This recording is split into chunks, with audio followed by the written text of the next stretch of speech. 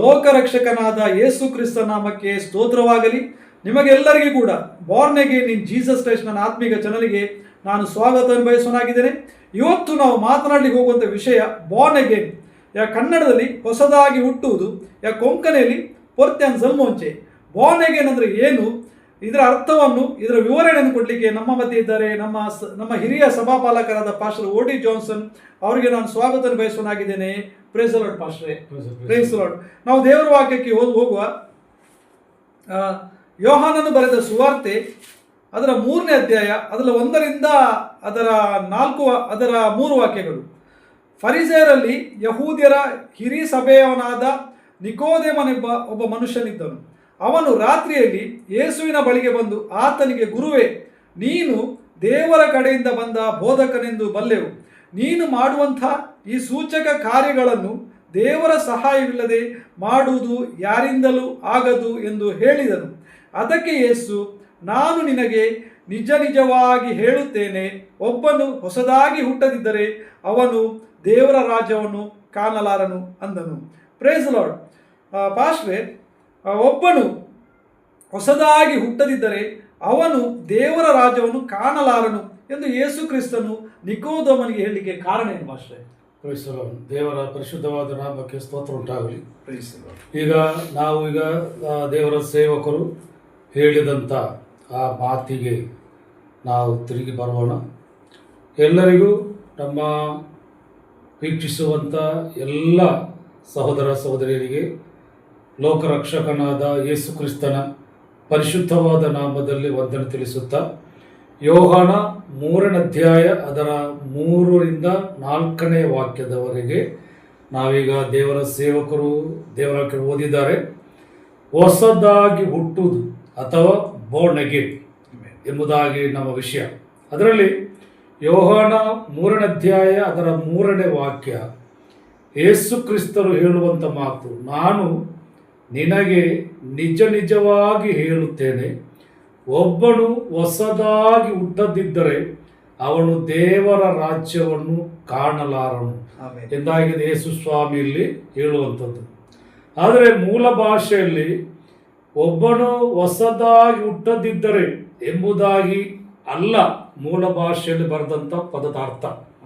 ಮೂಲ ಭಾಷೆಯಲ್ಲಿ ಹೇಳುವಂಥದ್ದು, ಒಬ್ಬನು ಮೇಲಿನಿಂದ ಹುಟ್ಟದಿದ್ದರೆ, ಅಂದರೆ ಒಬ್ಬನು ಮೇಲಿನಿಂದ ಅಂದರೆ ಪರಲೋಕದಿಂದ ಜನಿಸದಿದ್ದರೆ ಎಂದಾಗಿದೆ ಅಲ್ಲಿ ನಿಜವಾದ ಮೂಲ ಭಾಷೆ ಪದದ ಅರ್ಥ.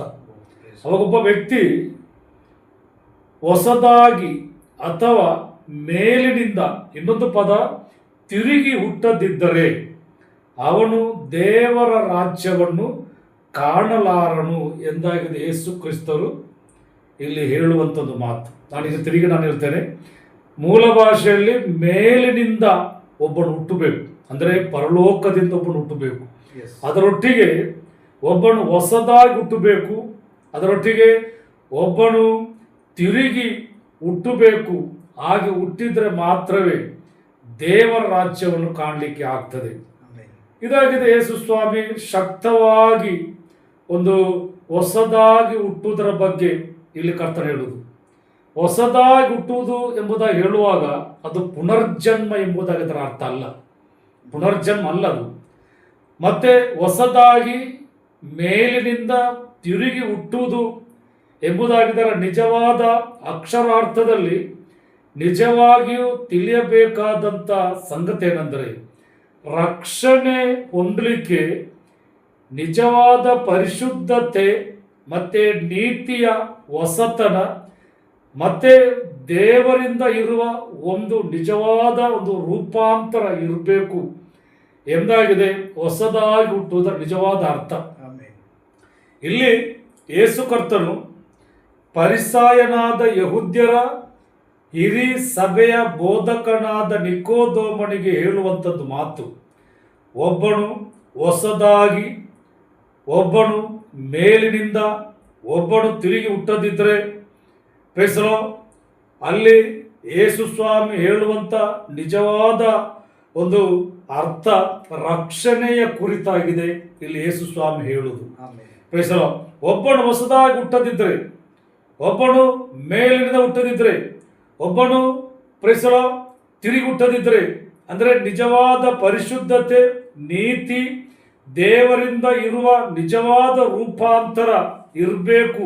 ಇವುಗಳು ಇಲ್ಲದಿದ್ದರೆ ಒಬ್ಬನಿಗೆ ಹೊಸದಾಗಿ ಹುಟ್ಟಲಿಕ್ಕೆ ಆಗುವುದಿಲ್ಲ. ಆವಾಗ ಹೊಸದಾಗಿ ಹುಟ್ಟಬೇಕಾದ್ರೆ ಅವನಲ್ಲಿ ನಿಜವಾದ ಪರಿಶುದ್ಧತೆ ಮತ್ತೆ ನೀತಿ ಮತ್ತೆ ದೇವರ ನಿಜವಾದ ರೂಪಾಂತರದ ಅವಶ್ಯಕತೆ ಅವನಲ್ಲಿ ಇರ್ತದೆ. ಅದು ಅವನಲ್ಲಿ ಇರಬೇಕು. ಅದಕ್ಕಾಗಿ 2 ಕೊರಿಂಥ್ಯ 5ನೇ ಅಧ್ಯಾಯ ಅದರ 17 ಮತ್ತು 18ನೇ ವಾಕ್ಯಕ್ಕೆ ಬರುವಾಗ ಅಲ್ಲಿ ಅಪೊಸ್ತಲನಾದ ಪೌಲ ಆ ಹೊಸದಾಗಿ ಹುಟ್ಟುವುದರ ಬಗ್ಗೆ ಒಂದು ಮಾತು ಹೇಳ್ತಾನೆ. 2 ಕೊರಿಂಥ್ಯ ಅದರ 5ನೇ ಅಧ್ಯಾಯ ಅದರ 17 ಮತ್ತು 18ನೇ ವಾಕ್ಯಕ್ಕೆ ಬರುವಾಗ ಅಪೊಸ್ತಲನಾದ ಪೌಲ ಹೇಳುವಂಥದ್ದು ಮಾತು, ಹೀಗಿರಲಾಗಿ ಯಾವನಾದರೂ ಕ್ರಿಸ್ತನಲ್ಲಿದ್ದರೆ ಅವನು ನೂತನ ಸೃಷ್ಟಿಯಾದನು. ಈಗೋ ಪೂರ್ವ ಸ್ಥಿತಿ ಹೋಗಿ ಎಲ್ಲ ನೂತನವಾಗಿದೆ. ಇದೆಲ್ಲ ಅಲ್ಲಿ ಪೌಲ ಹೇಳುವುದು ಇದೆಲ್ಲ ದೇವರಿಂದಲೇ ಉಂಟಾದದ್ದು. ಅವಾಗ ಒಬ್ಬನು ಹೊಸದಾಗಿ ಹುಟ್ಟುವುದಂದ್ರೆ ಅದು ದೇವರಿಂದಲೇ ಆಗುವಂತಹ ಒಂದು ಕಾರ್ಯ, ಅದು ದೈವಿಕವಾದ ಕಾರ್ಯ. ಒಬ್ಬನು ಹೊಸದಾಗಿ ಹುಟ್ಟಬೇಕಾದ್ರೆ ಅದರಲ್ಲಿ ದೇವರು ಏನು ಮಾಡಬೇಕು? ಕೆಲಸ ಮಾಡಲೇಬೇಕು. ಆವಾಗ ಮಾತ್ರವೇ ಒಬ್ಬನಿಗೆ ಹೊಸದಾಗಿ ಹುಟ್ಟಲಿಕ್ಕೆ ಆಗ್ತದೆ ಎಂದಾಗಿದೆ ಇಲ್ಲಿ ನಮ್ಮ ಕರ್ತನಾದ ಯೇಸು ಸ್ವಾಮಿ ಹೇಳುವಂತ ಮಾತಿನ ಅರ್ಥ. ಹಾಗೆ ಭಾಷವರೇ, ಇವಾಗ ಹೊಸದಾಗಿ ಹುಟ್ಟಿದ ಕ್ರೈಸ್ತರು ಅವರು ಹೇಗಿರಬೇಕು ಭಾಷೆ? ಅದು ಇನ್ನೊಂದು ಪ್ರಶ್ನೆ. ಹೊಸದಾಗಿ ಹುಟ್ಟಬೇಕು, ಅದು ತುಂಬಾ ತುಂಬಾ ಪ್ರಾಮುಖ್ಯತೆ ಇರುವಂತ ಒಂದು ವಿಷಯ. ಹೊಸದಾಗಿ ಹುಟ್ಟಲೇಬೇಕು. ಕಾರಣ ಎಲ್ಲರೂ ರೋಮಪುರದವರ ಪತ್ರಿಕೆ 3ನೇ ಅಧ್ಯಾಯ 23ನೇ ವಾಕ್ಯ ಹೇಳ್ತದೆ, ಎಲ್ಲರೂ ಪಾಪ ಮಾಡಿ ದೇವರ ಮಹಿಮೆಯನ್ನು ಹೊಂದದೆ ಹೋಗಿದ್ದಾರೆ. ಅವಾಗ ಎಲ್ಲರೂ ಪಾಪ ಮಾಡಿ ದೇವರ ಮಹಿಮೆಯನ್ನು ಹೊಂದದೆ ಹೋದಾಗ ಯೇಸು ಕ್ರಿಸ್ತನು ಪಾಪಿಗಳಾದಂಥ ವ್ಯಕ್ತಿಗಳಿಗೆ ಇಟ್ಟಿರುವಂಥ ಒಂದು ವಿಷಯವಾಗಿದೆ ಹೊಸ ಜನನ ಅಥವಾ ಹೊಸದಾಗಿ ಹುಟ್ಟುವುದು. ಅವಾಗ ಹೊಸದಾಗಿ ಹುಟ್ಟಿದಂಥ ವ್ಯಕ್ತಿಗಳು ಹೇಗಿರಬೇಕು ಎಂಬುದಾಗಿದೆ ಇನ್ನೊಂದು ಪ್ರಶ್ನೆ. ನೋಡಿ, ಹೊಸದಾಗಿ ಹುಟ್ಟಿದ ನಂತರ ಆ ವ್ಯಕ್ತಿ ಹೇಗಿರ್ಬೇಕಂದ್ರೆ ನಾವು ದೇವರ ವಾಕ್ಯದಿಂದಲೇ ನಾವು ನೋಡೋಣ. ಎಫೆಸ ಪತ್ರಿಕೆ 4ನೇ ಅಧ್ಯಾಯ ಅದರ 17ನೇ ವಾಕ್ಯ ಹೇಳ್ತದೆ, ಹೊಸದಾಗಿ ಹುಟ್ಟಿದಂಥ ಒಬ್ಬ ವ್ಯಕ್ತಿ ಇನ್ನು ಅನ್ಯರ ಹಾಗೆ ಜೀವಿಸಬಾರ್ದು, ಇನ್ನು ಈ ಲೋಕದ ಜನರು ನಡೆಯುವ ಹಾಗೆ ನಡಿಬಾರ್ದು ಎಂದಾಗಿದೆ ನಮಗೆ ಅಪೊಸ್ತಲ ಪೌಲ ಎಫೆಸದಲ್ಲಿರುವಂಥ ಸಭೆಗೆ ಹೇಳುವಂಥದ್ದು. ಅದು ಮಾತ್ರವಲ್ಲ, ಎಫೆಸ 4ನೇ ಅಧ್ಯಾಯ ಅದರ 19ನೇ ವಾಕ್ಯಕ್ಕೆ ಬರುವಾಗ ಹೊಸದಾಗಿ ಹುಟ್ಟಿದ ಒಬ್ಬ ವ್ಯಕ್ತಿ, ಮೇಲಿನಿಂದ ಹುಟ್ಟಿದ ಒಬ್ಬ ವ್ಯಕ್ತಿ, ತಿರುಗಿ ಹುಟ್ಟಿದ ಒಬ್ಬ ವ್ಯಕ್ತಿ ಅವನು ಹೇಗಿರ್ಬೇಕಂದ್ರೆ ಎಫೆಸ 4 ಅದರ 19ನೇ ವಾಕ್ಯ, ಎಲ್ಲ ವಿಧವಾದ ಅಶುದ್ಧ ಕೃತ್ಯಗಳನ್ನ ನಡೆಸಬಾರದು. ಅಶುದ್ಧ ಕೃತ್ಯ ಅಂತ ಹೇಳುವಾಗ ಈ ಲೋಕಕ್ಕೆ ಸಂಬಂಧಪಟ್ಟಂತ ಯಾವ ವಿಧವಾದ ಪಾಪ ಕೃತ್ಯಗಳಿಗೆ ಹೊಸದಾಗಿ ಹುಟ್ಟಿದಂತ ಒಬ್ಬ ವ್ಯಕ್ತಿ ಏನ್ ಮಾಡಬಾರ್ದು? ಅವನು ನಡಿಬಾರ್ದು. ಅವನು ಹೇಗಿರ್ಬೇಕು ಮತ್ತೆ ಏನು ಮಾಡಬೇಕು? ಎಫೆಸ 4ನೇ ಅಧ್ಯಾಯ ಅದರ 22, 23, 24ನೇ ವಾಕ್ಯಕ್ಕೆ ಬರುವಾಗ ಅಲ್ಲಿ ಅಪೊಸ್ತಲ ಪೌಲನು ಮಾತು ಹೇಳ್ತಾನೆ, ನಾವೇನು ಮಾಡಬೇಕು? ಹೊಸದಾಗಿ ಹುಟ್ಟಿದಂಥ ಒಬ್ಬ ವ್ಯಕ್ತಿ ಏನು ಮಾಡಬೇಕು? ಹಿಂದಿನ ನಡತೆಯನ್ನು ಅನುಸರಿಸಬಾರದು. ಹಿಂದೆ ಹೊಸದಾಗಿ ಹುಟ್ಟುವುದಕ್ಕಿಂತ ಮುಂಚೆ ಒಬ್ಬ ವ್ಯಕ್ತಿ ಹೇಗಿದ್ದ ಆ ನಡತೆಯನ್ನ ಆ ವ್ಯಕ್ತಿ ಹೊಸದಾಗಿ ಹುಟ್ಟಿದಂಥ ವ್ಯಕ್ತಿ ಅನುಸರಿಸಬಾರದು. ಮತ್ತೆ ಪೂರ್ವ ಸ್ಥಿತಿಯನ್ನು ಏನು ಮಾಡಬೇಕು ನೋಡಿ, ಅಲ್ಲಿ ಎಫೆಸ ಅದರ 4ನೇ ಅಧ್ಯಾಯ ಅದರ ಎಫೆಸ ಪತ್ರಿಕೆ 4ನೇ ಅಧ್ಯಾಯ ಅದರ 21ನೇ ವಾಕ್ಯಕ್ಕೆ ಬರುವಾಗ ಅಲ್ಲಿ ಪೌಲ ಹೇಳುವಂತ ಮಾತು ಏನೆಂದರೆ, ಪೂರ್ವ ಸ್ವಭಾವವನ್ನು ತೆಗೆದು ಹಾಕಿ ಬಿಡಬೇಕು.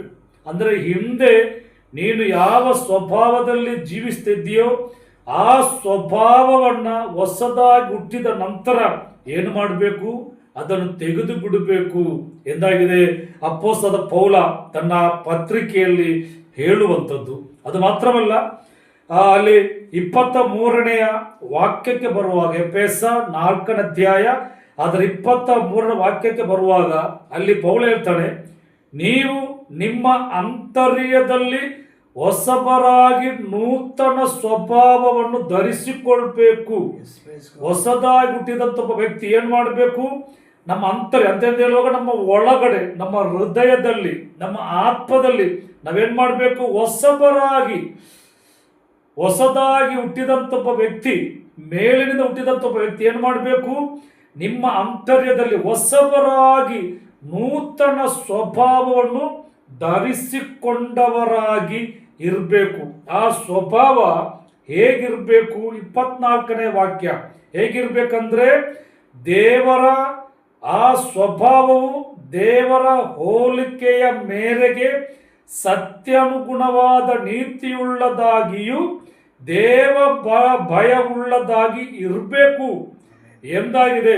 ಎಫೆಸ ಪತ್ರಿಕೆಯಲ್ಲಿ ಹೊಸದಾಗಿ ಹುಟ್ಟಿದಂಥ ವ್ಯಕ್ತಿಗಳಿಗೆ ಅಪೊಸ್ತಲ ಪೌಲ ಶಕ್ತವಾಗಿ ಹೇಳುವಂಥದ್ದು ಮಾತಾಗಿದೆ.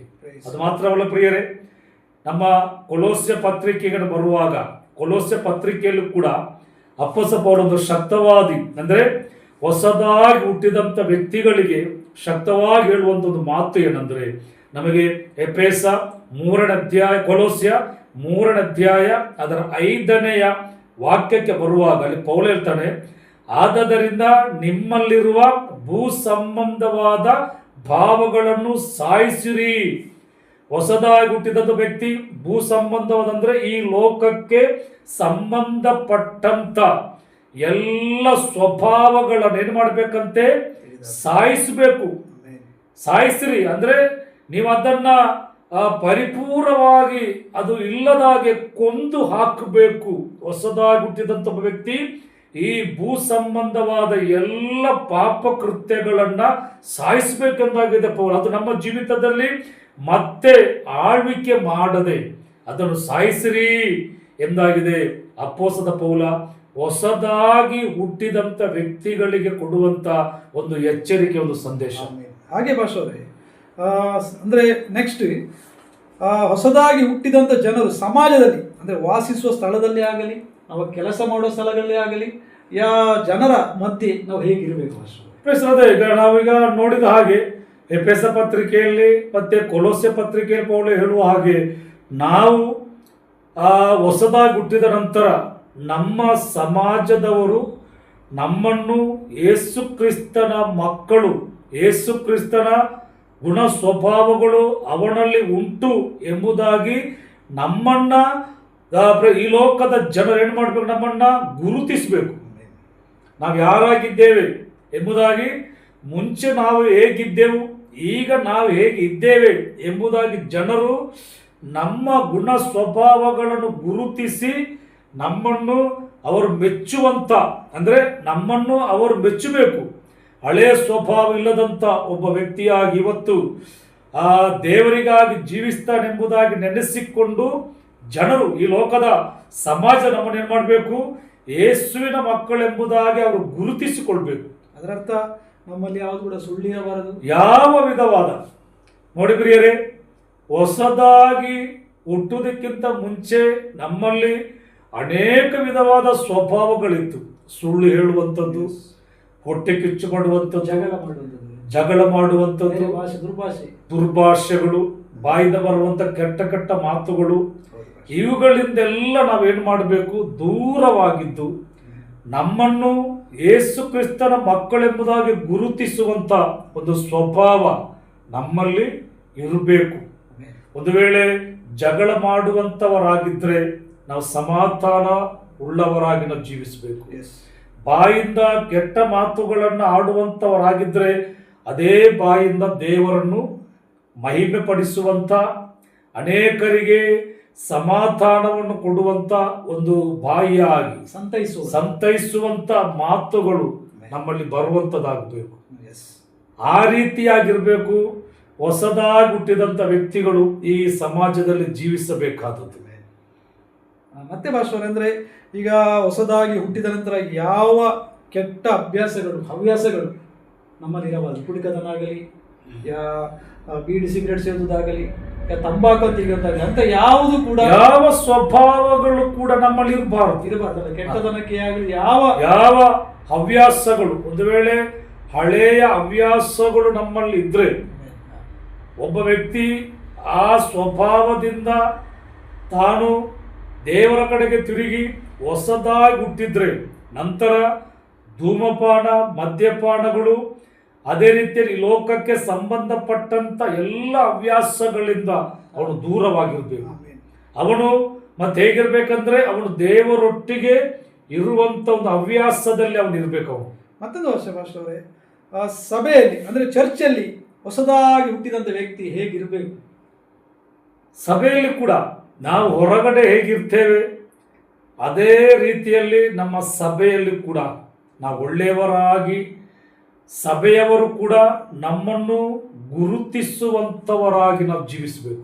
ಸಭೆಯ ಒಳಗಡೆ, ಸಭೆಯ ಹೊರಗಡೆ. ಹೊಸದಾಗಿ ಹುಟ್ಟಿದಂಥ ವ್ಯಕ್ತಿಗಳು ನೋಡಿ, ಹೊಸದಾಗಿ ಹುಟ್ಟಿದಂಥ ವ್ಯಕ್ತಿಗಳು, ಆ ದೇವರಿಗಾಗಿ ಹುಟ್ಟಿದ ವ್ಯಕ್ತಿಗಳನ್ನು ಸಮಾಜದವರು ಗಮನಿಸ್ತಾರೆ. ನಮ್ಮ ಗುಣ ಸ್ವಭಾವಗಳನ್ನು ಜನರು ಗಮನಿಸ್ತಾರೆ. ಸಭೆಯ ಹೊರಗಡೆ ಕೂಡ, ಸಭೆಯ ಒಳಗಡೆ ಕೂಡ. ಆದುದರಿಂದ ನಮ್ಮ ಸ್ವಭಾವಗಳು ನಾವು ಹೊರಗಡೆ ಇದ್ರೂ, ಸಭೆ ಒಳಗಡೆ ಇದ್ರೂ ಕೂಡ ನಾವು ಒಳ್ಳೆಯವರಾಗಿ, ದೇವರ ಭಯದಲ್ಲಿ, ಭಕ್ತಿಯಲ್ಲಿ, ಯಾವ ವಿಧವಾದ ತಪ್ಪುಗಳು ಪಾಪಗಳು ಇಲ್ಲದವರಾಗಿ ನಾವೇನು ಮಾಡಬೇಕು, ದೇವರ ಸಭೆಯಲ್ಲಿ ಕೂಡ ಜೀವಿಸುವಂಥವರಾಗಬೇಕು. ಮತ್ತೊಂದು ಭಾಷೆ ಅವರೇ, ಹೊಸದಾಗಿ ಹುಟ್ಟಿದಂತ ಅಂತಂದ್ರೆ ಯೇಸು ಕ್ರಿಸ್ತನನ್ನು ಹಿಂಬಾಲಿಸುವ ಜನರ ವಸ್ತ್ರಧಾರಣೆ, ಅದು ಪುರುಷ ಆಗಲಿ, ಅದು ಸ್ತ್ರೀ ಆಗಲಿ, ಅದು ಮಕ್ಕಳಾಗಲಿ, ಭಾಷೆ ಯಾವ ರೀತಿಯಲ್ಲಿ ವಸ್ತ್ರಗಳನ್ನು ಧರಿಸಿ ಜನರ ಮುಂದೆ ಇರಬೇಕು ಭಾಷೆ. ದೇವರ ವಾಕ್ಯ ಹೇಳ್ತದೆ, ನಮ್ಮ ಸಭೆಯ ಒಳಗಡೆ ನಮ್ಮ ವಸ್ತ್ರಧಾರಣೆಗಳು, ಅವರು ಸ್ತ್ರೀ ಆಗಲಿ ಪುರುಷರಾಗಲಿ, ಅವರ ಮಕ್ಕಳಾದ್ರೂ ಕೂಡ ಅವರ ವಸ್ತ್ರಧಾರಣೆಗಳು ಅದು ದೇವರ ನಾಮದ ಮಹಿಮೆಗಾಗಿಯೇ ಇರಬೇಕು. ಅದು ಪುರುಷರಾದರೂ ಕೂಡ, ಸ್ತ್ರೀಯರಾದರೂ ಕೂಡ. ಸ್ತ್ರೀಯರ ಬಗ್ಗೆ ಬೈಬಲ್ ಇರ್ತದೆ, ಆ ಸ್ತ್ರೀಯರು ಮಾನವಸ್ಥೆಯರಾಗಿ ಮರ್ಯಾದೆಗೆ ತಕ್ಕ ಏನು ಮಾಡಬೇಕೆಂಬುದಾಗಿ ವಸ್ತ್ರಗಳನ್ನು ಧರಿಸಬೇಕೆಂಬುದಾಗಿ. ಅದೇ ರೀತಿಯಲ್ಲಿ ಪುರುಷರು ಕೂಡ ಒಳ್ಳೆಯ ವಸ್ತ್ರಗಳನ್ನು, ಅಂದರೆ ಅನ್ಯರು ಹಾಕುವ ಹಾಗಿರುವಂಥ ವಸ್ತ್ರಗಳನ್ನಲ್ಲ, ಒಳ್ಳೆಯ ವಸ್ತ್ರಗಳನ್ನು ಹಾಕಿಕೊಂಡು ದೇವರನ್ನು ಮಹಿಮೆ ಪಡಿಸುವಂಥವರಾಗಿರ್ಬೇಕು. ಒಂದು ವೇಳೆ ನಮಗೆ ಬಿಳಿ ಡ್ರೆಸ್ ಇದ್ರೆ ಅದು ತುಂಬ ಉತ್ತಮ. ಬಿಳಿ ಡ್ರೆಸ್ ಇದ್ರೆ, ಬಿಳಿ ಪ್ಯಾಂಟ್ ಶರ್ಟ್ ಇದ್ರೆ ಅಂದರೆ ದೇವರು ಮೆಚ್ಚುವಂಥದ್ದು. ಅದೇ ರೀತಿಯಲ್ಲಿ ನಮ್ಮ ಡ್ರೆಸ್ ನೋಡುವಾಗ ಜನರು ಕೂಡ ಮೆಚ್ಚುವಂಥವರು. ಮತ್ತೆ ಸಭೆಯ ಒಳಗಡೆ ಕೂಡ ನಮ್ಮ ವಸ್ತ್ರಧಾರಣೆಗಳನ್ನ ಮೆಚ್ಚುವ ರೀತಿಯಲ್ಲಿ ನಾವೇನು ಮಾಡಬೇಕು, ಹಾಕಬೇಕು ನಾವು. ಕಾರಣ ಏನಂದ್ರೆ, ನಾವು ದೇವರ ಮಕ್ಕಳಾಗಿದ್ದೇವೆ. ನಾವು ದೇವರ ಮಕ್ಕಳಾಗಿರುವುದರಿಂದ ನಾವು ಈ ಲೋಕದವರು ಧರಿಸುವ ಹಾಗೆ, ಈ ಲೋಕದ ಜನರು ನಡೆಯುವ ಹಾಗೆ ನಮ್ಮ ವಸ್ತ್ರಧಾರಣೆಗಳು ನಾವು ನಡೆಯುವಂತವರಾಗಬಾರ್ದು. ಅದರರ್ಥ ಸಭೆ ಎಂಬುದು ಒಂದು ಪರಿಶುದ್ಧವಾದ ಸ್ಥಳವಾಗಿದೆ. ಅಂದ್ರೆ ಅಲ್ಲಿ ಪರಿಶುದ್ಧತೆಯನ್ನು ಹೊಂದಬೇಕಾದ್ರೆ, ಪರಿಶುದ್ಧಾತ್ಮನ ಸಾನ್ನಿಧ್ಯವನ್ನು ನಾವು ಅನುಭವಿಸಬೇಕಾದ್ರೆ ನಮ್ಮಲ್ಲಿ ಅಂತ ಪರಿಶುದ್ಧತೆಯಲ್ಲಿ ನಾವು ಇರಬೇಕು. ಕಾರಣ ಒಂದು ಕಟ್ಟಡ ಎಂಬುದಾಗಿ ಹೇಳುವಾಗ ಅದು ಸಭೆ ಅಲ್ಲ. ಕಟ್ಟಡದೆಲ್ಲ ಸೇರಿ ಬರುವುದು ದೇವರ ಆರಾಧನೆ ಮಾಡಲಿಕ್ಕೆ. ಅವಾಗ ನಾವು ದೇವರ ಆರಾಧನೆ ಮಾಡಲಿಕ್ಕೆ ಬರುವುದು ಯಾಕೆಂದ್ರೆ ದೇವರ ಮಹಿಮೆ ಪಡಿಸಲಿಕ್ಕೆ. ಅವಾಗ ದೇವರನ್ನು ಆರಾಧನೆ ಮಾಡಲಿಕ್ಕೆ ನಾವು ಸಭೆಯೊಳಗಡೆ ಬರುವಾಗ ನಮ್ಮ ಆರಾಧನೆ ಕೂಡ ದೇವರು ಮೆಚ್ಚುವ ಹಾಗೆ ನಮ್ಮ ಆರಾಧನೆ ಕೂಡ ಇರಬೇಕು. ಅದಕ್ಕೆ ಒಂದು ವಾಕ್ಯವನ್ನು ಕೊಟ್ಟು ನೋಡಿ, ನಮಗೆ ಯೋಹಾನ ಬರೆದ ಸುವಾರ್ತೆ 4ನೇ ಅಧ್ಯಾಯ ಅದರ 24ನೇ ವಾಕ್ಯಕ್ಕೆ ಬರುವಾಗ ನಮ್ಮ ಸಮರಿಯ ಸ್ತ್ರೀಗೆ ನಮ್ಮ ಕರ್ತನಾದ ಯೇಸು ಕ್ರಿಸ್ತರು ಹೇಳೋದು ಮಾತುಂಟು. ಏನಂದ್ರೆ, ದೇವರು ಆತ್ಮಸ್ವರೂಪನು, ಆತನನ್ನು ಆರಾಧಿಸುವವರು ಆತ್ಮೀಯ ರೀತಿಯಲ್ಲಿ ಸತ್ಯಕ್ಕೆ ತಕ್ಕ ಹಾಗೆ ಆರಾಧಿಸಬೇಕು ಎಂದಾಗಿದೆ.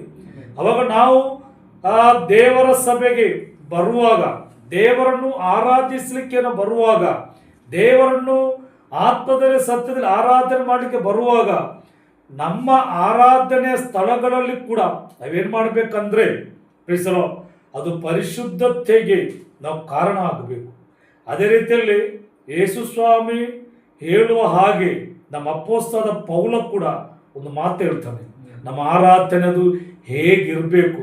ರೋಮಾಪುರದವರಿಗೆ ಬರೆದ ಪತ್ರಿಕೆ ಅದರ 12ನೇ ಅಧ್ಯಾಯಕ್ಕೆ ಬರುವಾಗ ರೋಮನ್ಸ್ 12th ಚಾಪ್ಟರ್ ರೋಮ 12ನೇ ಅಧ್ಯಾಯ ಅದರ 1ನೇ ವಾಕ್ಯದಲ್ಲಿ ಅಪೊಸ್ತಲನಾದ ಪೌಲ ನಮ್ಮ ಆರಾಧನೆ ಅದು ಹೇಗೆ ಇರಬೇಕೆಂಬುದಾಗಿ ಪೌಲಲ್ಲಿ ಹೇಳ್ತಾನೆ. 12ನೇ ಅಧ್ಯಾಯ ಅದರ 1ನೇ ವಾಕ್ಯದಿಂದ, ನೀವು ನಿಮ್ಮ ನಿಮ್ಮ ದೇಹಗಳನ್ನು ದೇವರಿಗೆ ಮೀಸಲಾಗಿಯೂ ಮೆಚ್ಚುಗೆಯಾಗಿಯೂ ಇರುವ ಸಜೀವ ಯಜ್ಞವಾಗಿ ಅರ್ಪಿಸಿರಿ. ಇನ್ನೊಂದು ಕೆಳಗಡೆ, ಇದೇ ನಿಮ್ಮ ವಿವೇಕಪೂರ್ವಕವಾದ ಆರಾಧನೆ. ನೋಡಿ, ಇಲ್ಲಿ ಪೌಲ ಹೇಳ್ತಾರೆ, ನೀವು ನಿಮ್ಮ ನಿಮ್ಮ ದೇಹಗಳನ್ನು ದೇವರಿಗೆ ಮೀಸಲಾಗಿ ಅಂದ್ರೆ ಈ ಹೊಸದಾಗಿ ಹುಟ್ಟಿದಂತ ಒಬ್ಬ ವ್ಯಕ್ತಿ ಮತ್ತೆ ಅವನು ದೇವರಿಗೆ ಇರುವಂತವನು, ಅವನ ದೇಹವನ್ನೇ ಸಮರ್ಪಿಸಬೇಕು. ಅಂದ್ರೆ ಅವನು ದೇವರಿಗೆ ಸಮರ್ಪಿಸಲ್ಪಟ್ಟವನು. ಅವಾಗ ನಿಮ್ಮ ನಿಮ್ಮ ದೇವರಿಗೆ ಮೀಸಲಾಗಿಯೂ ಮೆಚ್ಚುಗೆಯಾಗಿ ಇರುವ ಸಜೀವ ಯಜ್ಞವಾಗಿ ಅರ್ಪಿಸಿರಿ, ಇದೇ ನಿಮ್ಮ ವಿವೇಕಪೂರ್ವಕವಾದ ಆರಾಧನೆ. ಅವಾಗ ನಮ್ಮ ಆರಾಧನೆ ಹೇಗಿರ್ಬೇಕು? ದೇವರು ಮೆಚ್ಚುವ ಹಾಗಿರ್ಬೇಕು. ದೇವರು ನಮ್ಮ ಆರಾಧನೆ ಮೆಚ್ಚಬೇಕಾದ್ರೆ ನಮ್ಮ ವಸ್ತ್ರಧಾರಣೆ ಕೂಡ ಅದೇ ರೀತಿಯಲ್ಲಿ ಇರಬೇಕು. ಅವಾಗ ನಮ್ಮ ವಸ್ತ್ರಧಾರಣೆಯಲ್ಲಿ ಕೂಡ ನಮ್ಮ ಆರಾಧನೆಯನ್ನು ಕೂಡ ದೇವರು ಮೆಚ್ಚುವಂತವನಾಗಿದ್ದಾನೆ. ಹಾಗೆ ಭಾಷೆ ಸಭೆಯಲ್ಲಿ ಆರಾಧನೆ ನಡೆಸುವವರು ಮತ್ತು ಪ್ರಾರ್ಥನೆಗಳನ್ನು ನಡೆಸುವವರು ಹೇಗಿರ್ಬೇಕು ಭಾಷೆ? ಅದೇ ಅಂದರೆ ಆರಾಧನೆ ನಡೆಸುವವರು ಮತ್ತೆ ಪ್ರಾರ್ಥನೆಗಳನ್ನು ಮಾಡುವಂತವರು ಕೂಡ.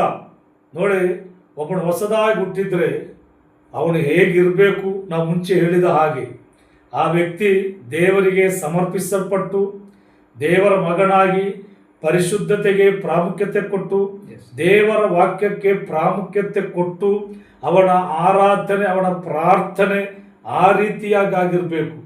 ಒಂದು ವೇಳೆ ಆ ಆರಾಧನೆ ನಡೆಸುವಂಥ ವ್ಯಕ್ತಿ ಪ್ರಾರ್ಥನೆ ಮಾಡುವಂಥ ವ್ಯಕ್ತಿ ಅವನಲ್ಲಿಯೇ ಪ್ರಾರ್ಥನೆ ಆರಾಧನೆ ಇಲ್ಲದಿದ್ದರೆ ಯಾವ ಪ್ರಯೋಜನ ಇಲ್ಲ. ಪರ್ಫಾರ್ಮೆನ್ಸ್ ಆಗಬಾರ್ದು. ಅದೇ ಒಂದು ಮನೋರಂಜನೆ ಜನರನ್ನು ಮೆಚ್ಚಿಸುವ ರೀತಿಯಲ್ಲಿ ಆಗಿರ್ಬಾರ್ದು ನಮ್ಮ ಆರಾಧನೆ. ಇನ್ನೊಂದು ಹೇಳ್ತೇನೆ, ಸ್ತ್ರೀಯರು ಕೂಡ ಪುರುಷರು ಕೂಡ ಆರಾಧನೆ ಮಾಡುವಾಗ ನನ್ನನ್ನು ಜನರು ನೋಡಿ ನನ್ನನ್ನು ಮೆಚ್ಚಬೇಕೆಂಬುದಾಗಲ್ಲ, ನನ್ನ ಆರಾಧನೆ ಮುಖಾಂತರ ಸರ್ವಶಕ್ತನಾದ ದೇವರು ಮೆಚ್ಚಬೇಕು. ಆದುದರಿಂದ ಒಂದು ವೇಳೆ ಪ್ರಿಯರೇ, ಸ್ತ್ರೀಯರು ಆರಾಧನೆ ಮಾಡುವಂಥವರಾಗಿದ್ರು ಕೂಡ ಅವ್ರು ಏನು ಮಾಡಬೇಕಂದ್ರೆ, ಇವತ್ತು ಅನೇಕ ಸ್ಥಳ ನಡೆಯುವಂಥ ಘಟನೆ, ಸ್ತ್ರೀಯರು ಆರಾಧನೆ ಮಾಡುವಾಗ ತಲೆಗೆ ಬಟ್ಟೆ ಹಾಕದೆ, ಅದು ಕೂಡ ತುಂಬ ತಪ್ಪು. ಕಾರಣ ಅಪೊಸ್ತಲ ಪೌಲ ಸ್ತ್ರೀಯರಿಗೆ ಒಂದು ಆಜ್ಞೆ ಕೊಡ್ತಾನೆ, ಒಂದು ಮಾತು ಹೇಳ್ತಾನೆ, ಸ್ತ್ರೀಯರು ಏನು ಮಾಡಬೇಕು? ಪ್ರಾರ್ಥನೆ ಮಾಡುವಾಗಲೂ ಪ್ರವಾದನೆ ಮಾಡುವಾಗಲೂ ಏನು ಮಾಡಬೇಕು? ತಲೆಗೆ ಬಟ್ಟೆ ಧರಿಸಿಕೊಳ್ಬೇಕೆಂಬುದಾಗಿ. ಅವಾಗ ನೀವು ಎಲ್ಲಿ ಆರಾಧನೆ ನಡೆಸುವಾಗಲೂ ಕೂಡ ಪ್ರಾರ್ಥನೆ ಮಾಡುವಾಗಲೂ ಕೂಡ ಸ್ತ್ರೀಯರು ಗಮನಿಸಬೇಕು, ನಿಮ್ಮ ನಿಮ್ಮ ತಲೆಗಳಿಗೆ ಬಟ್ಟೆ ಹಾಕಿಕೊಂಡೇ ಪ್ರಾರ್ಥನೆ ಮಾಡಬೇಕು, ಆರಾಧನೆ ಮಾಡಬೇಕು. ಅದು ದೇವರು ಕೊಟ್ಟಂತ ಒಂದು ನಿಯಮವಾಗಿದೆ. ಅದೇ ಪುರುಷರು ಕೂಡ ಒಳ್ಳೆ ರೀತಿಯಲ್ಲಿ ದೇವರು ಮೆಚ್ಚುವ ಹಾಗೆ ನಮ್ಮ ಆರಾಧನೆ ಕೂಡ ಇರಬೇಕು. ಒಂದು ವೇಳೆ ಎಷ್ಟೇ ವಾದ್ಯೋಪಕರಣಗಳಿದ್ರೂ ಕೂಡ ನಮ್ಮ ಆರಾಧನೆ ಪರಲೋಕದಲ್ಲಿರುವ ದೇವರು ಮೆಚ್ಚುವಂತ ಒಂದು ಆರಾಧನೆ ಆಗಬೇಕು. ಆವಾಗ ಮಾತ್ರವೇ ದೇವರ ಸಾನ್ನಿಧ್ಯವನ್ನ ಅಲ್ಲಿ ಬರುವಂತವ್ರು ಅನುಭವಿಸಲಿಕ್ಕೆ ಆಗ್ತದೆ. ದೇವರ ವಾಕ್ಯದ ಪ್ರಕಾರ ನಮ್ಮ ಆರಾಧನೆ ಇರುವಾಗ ದೇವರು ಆರಾಧನೆಯಲ್ಲಿ ದೊಡ್ಡ ಅದ್ಭುತಗಳನ್ನು ಆತನು ಮಾಡಲಿಕ್ಕೆ ಆತನು ಶಕ್ತನಾಗಿದ್ದಾನೆ. ನಮ್ಮ ಮನೋರಂಜನೆಯಲ್ಲ ದೇವರಿಗೆ ಬೇಕಾದದ್ದು ಆತ್ಮದಲ್ಲಿ ಸತ್ಯದಲ್ಲಿ ಆರಾಧಿಸುವಂತ ಆರಾಧನೆ ಆಗಿದೆ ದೇವರಿಗೆ ಬೇಕಾಗಿರುವುದು. ಅದರ ಅರ್ಥ ಪಾಸ್ಟರ್ ಅವರೇ, ನಾವೆಲ್ಲವನ್ನು ಕೂಡ ದೇವರ ವಾಕ್ಯದ ಆಧಾರದ ಮೇಲೆ ಹೋದರೆ ನಮಗೆ ಒಳ್ಳೆಯದು. ನಮ್ಮ ಹೊಸದಾಗಿ ಹುಟ್ಟಿದಂತ ಒಬ್ಬ ವ್ಯಕ್ತಿ ಅವನ ಎಲ್ಲ ವಿಷಯಗಳು ದೇವರ ವಾಕ್ಯದ ಆಧಾರದಲ್ಲಿ ಇರಲೇಬೇಕು. ಕಾರಣ ಏನಂತ ಹೇಳಿದ್ರೆ, ದೇವರು ವಾಕ್ಯಗಳ ಮೇಲೆ ಅದ್ಭುತವನ್ನು ಮಾಡುವಂತ ದೇವರಾಗಿದೆ. ವಾಕ್ಯದ ಹೊರಗಡೆ ದೇವರು ಯಾವ ಅದ್ಭುತವನ್ನು ಕೂಡ ವಾಕ್ಯದ ಹೊರಗಡೆ ಅಲ್ಲ, ವಾಕ್ಯದ ಒಳಗಡೆ ನಮ್ಮ ಪ್ರತಿಯೊಂದು ಆತ್ಮಿಕ ವಿಷಯಗಳು ದೇವರ ವಾಕ್ಯದ ಒಳಗಡೆ ಇರುವಂತದ್ದಾಗಿರ್ಬೇಕು. ಖಂಡಿತವಾಗಿ ಅವನು ಖಂಡಿತವಾಗಿ ದೇವರು ಅವನ ಜೀವಿತವನ್ನು ಆಶೀರ್ವದಿಸ್ತಾರೆ. ಎಸ್, ನೋಡಿ, ಹೊಸದಾಗಿ ಹುಟ್ಟಿದಂತ ವ್ಯಕ್ತಿ ಅವನು ದೇವರ ವಾಕ್ಯದ ಒಳಗಡೆ ಇರುವಾಗ ಉಂಟಲ್ಲ, ದೇವರು ಅವನು ಖಂಡಿತವಾಗಿ ಆಶೀರ್ವದಿಸ್ತಾರೆ. ಎಲ್ಲರೂ ಹೇಳ್ತಾರಲ್ಲ ಪಾಶ, ಇವತ್ತು ಅದ್ಭುತ ಆಗಲಿ, ರೋಗ ಸೌಖ್ಯ ಆಗಲಿ, ಅದರ ಹಿಂದೆ ಜಾಸ್ತಿ ಹೋಗದೆ ನಾವು ಏನ್ ಮಾಡ್ಬೇಕು ಪಾಶ, ದೇವರ ವಾಕ್ಯದ ಒಳಗಡೆ ಇದ್ರೆ ಒಳ್ಳೆಯಲ್ಲ. ಇವತ್ತು ಸಭೆಗೆ ಏನ್ ಬೇಕು ಪಾಶ? ಇವತ್ತು ನೋಡಿ, ಬಾರ್ನ್ ಅಗೇನ್ ಎಂಬ ಸಭೆ ಅಂದ್ರೆ ಹೊಸದಾಗಿ ಹುಟ್ಟಿ ಆರಾಧನೆ ಮಾಡುವ ಸಭೆಗೆ ಮುಖ್ಯವಾದ ಅದ್ಭುತಗಳ ಉಪದೇಶಗಳ ಭಾಷೆ. ಹೊಸದಾಗಿ ಹುಟ್ಟಿ ಸಭೆಯ ಒಳಗಡೆ ದೇವರನ್ನು ಆತ್ಮದಲ್ಲಿ ಸತ್ಯದಲ್ಲಿ ಆರಾಧಿಸುವಂತ ದೇವರ ಸಭೆಗೆ ಬೇಕಾಗಿರುವುದು ದೇವರ ಪರಿಶುದ್ಧಾತ್ಮನಿಂದ ಬರೆಯಲ್ಪಟ್ಟಂತ ದೇವರ ವಾಕ್ಯ. ಉಪದೇಶ, ದೇವರ ವಾಕ್ಯ ಮತ್ತೆ ಉಪದೇಶವಾಗಿದೆ ದೇವರ ಸಭೆಗೆ ಬೇಕಾಗಿರುವುದು. ಅದಲ್ಲದೆ ಬೇರೆ ಯಾವುದು ಕೂಡ ಸಭೆಗೆ ಅಗತ್ಯ ಇಲ್ಲ. ನಾನು ಹೇಳುವಂಥದ್ದು ದೇವರ ವಾಕ್ಯ ಮತ್ತೆ ದೇವರ ಪರಿಶುದ್ಧತೆ ಸಭೆಗೆ ಬೇಕು. ಪರಿಶುದ್ಧತೆ ಮತ್ತೆ ದೇವರ ವಾಕ್ಯ ಸಭೆಗೆ ಇರುವಾಗ ಆ ಸಭೆಯನ್ನು ದೇವರು ಧಾರಾಳವಾಗಿ ಆಶೀರ್ವದಿಸಲಿಕ್ಕೆ ಅದು ಶಕ್ತನಾಗಿದ್ದಾನೆ. ಪ್ರೈಸ್ ಲಾರ್ಡ್ ಪಾಸ್ಟರ್, ಒಂದು ಉತ್ತಮವಾದ ಸಂದೇಶ ಇವತ್ತು ನೀವು ನಮಗೆ ಕೊಟ್ಟದಕ್ಕಾಗಿ ನಿಮಗೆ ನಾನು ವಂದನೆ ತಿಳಿಸೋನಾಗಿದೆ. ಹಾಗೆ ಪಾಸ್ಟರ್, ನಾನು ಹೇಳುದಂತ ಹೇಳಿದ್ರೆ, ಒಬ್ಬ ವ್ಯಕ್ತಿ ದೀಕ್ಷಾ ಸ್ಥಾನ ತೆಗೆದುಕೊಂಡ ಕೂಡಲೇ ನಾನು ಒಬ್ಬ ವಿಶ್ವಾಸ ಅಂತೇಳಿ ಯಾವ ಪ್ರಯೋಜನ ಕೂಡ ಇಲ್ಲ. ಅವನು ಏನು ಮಾಡಬೇಕು? ಮೊದಲನೇದಾಗನು ಹೊಸದಾಗಿ ಹುಟ್ಟಬೇಕು. ಮತ್ತೆ ಹೊಸದಾಗಿ ಹುಟ್ಟಿದ ನಂತರ ಅವನು ದೇವರ ವಾಕ್ಯದ ಪ್ರಕಾರ ನಡೆಯಬೇಕು. ಪ್ರತ್ಯೇಕವಾಗಿ ನಮ್ಮ ಪ್ರಾರ್ಥನೆ ಕೂಡ ಆಗಿ ದೇವರ ವಾಕ್ಯದ ಪ್ರಕಾರ ನಡೆದು ನಾವು ಪ್ರಾರ್ಥನೆಯನ್ನು ಮಾಡಿದರೆ ಖಂಡಿತವಾಗಿ ಯೇಸು ಕ್ರಿಸ್ತನು ನಮ್ಮನ್ನು ಎಂದಿಗೂ ಕೂಡ ಬಿಟ್ಟು ಹಾಕುವ ದೇವರಲ್ಲ. ಅದಕ್ಕೆ ನಾವು ಸಾಕ್ಷಿಯಾಗಿದ್ದೇವೆ. ನಮ್ಮನ್ನು ಇಷ್ಟ ತನಕ ಉತ್ತಮವಾಗಿ ನಡೆಸಿದ ದೇವರಿಗೆ, ಯೇಸು ಕ್ರಿಸ್ತನಿಗೆ ಸ್ತೋತ್ರವಾಗಲಿ. ಹಾಗೆ ಪ್ರಿಯರೇ, ಇನ್ನು ಮುಂದೆ ಕೂಡ ಇದಕ್ಕಿಂತ ಒಳ್ಳೆಯ ಸಂದೇಶಗಳನ್ನು ನಿಮ್ಮ ಮುಂದೆ ನಾವು ಕೊಡ್ಲಿಕ್ಕೆ ಇಚ್ಛಿಸುವರಾಗಿದ್ದೇವೆ. ಹಾಗೆ ನಾವು ಈಗ ಇವತ್ತು ನಾವು ಒಬ್ಬನಿಗೆ ಬೆರಳು ತೋರಿಸಿ ಒಬ್ಬರ ತಪ್ಪನ್ನು ತಿದ್ದಲಿಕ್ಕೆ ನಾವು ಇರುವಂಥವರಲ್ಲ.